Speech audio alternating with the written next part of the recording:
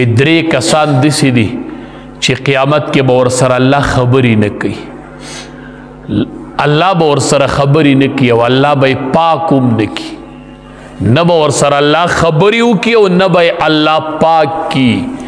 درې ځله نبی علیه السلام وفرمیل وی درې بندیان داسې دي چې نه به ورسره الله خبرې کوي نه به یې الله پاک کړي، په میدان محشر کې به ورسره الله خبرې نه کوي.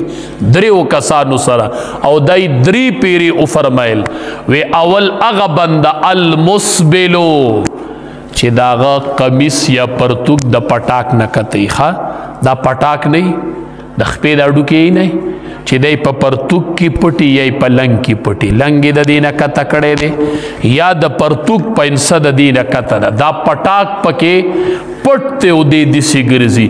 د دې بنده سره به الله د قیامت په ورځ خبرې نه کوي، الله به یې پاک هم نه کړي او الله به ورسره خبرې هم ونه کړي. ته خلقو ته نن ګوره ټولو خلکو دا پنسې د پوندې د لاندې کړي او را روان به داسې او دا پټاکونه ټول په پنسو کې او په لنګونو کې پټ پراته دي، نه به ورسره الله خبرې وکړي او نه به الله پاک کړي چې د چا دا پټاک پټي.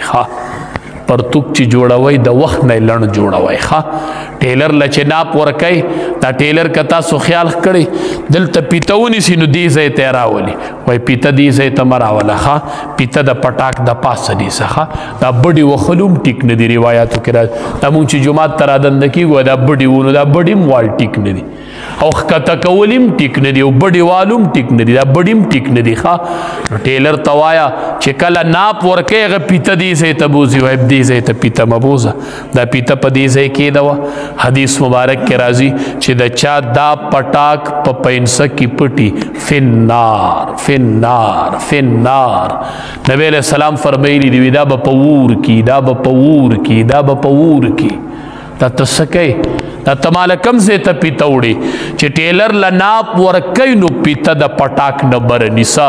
وایي دریو کسانو سره به الله خبرې نه کوي، یو پکې دا دی چې قیامت کې به د الله مخې له ورشي الله به ورسره خبرې نه کوي.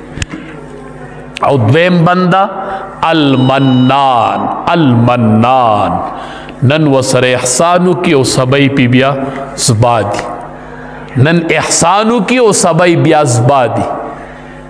معمولی غنته احسان وسرو کې پلان کې کار جاو کړی دی کنه صحیح شو کنه کړی دی کنه لا تبطلوا صدقاتکم بالمن والاذى.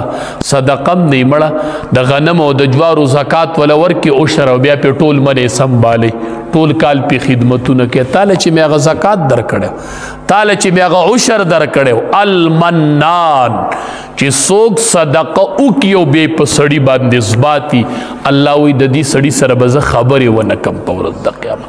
د ټولو نه بهترین صدقه هغه ده چې سړی په ښي لاس ورکړي او دا لاس ترې نه خبر نشي، چې دا لاس ترې نه خبر نشي. دې کس سره به الله خبرې نه کوي. دریم حدیث مبارک کې راځي هغه کس چې هغه خپل سامانونه خرڅوي د دروغو په قسمونو سره.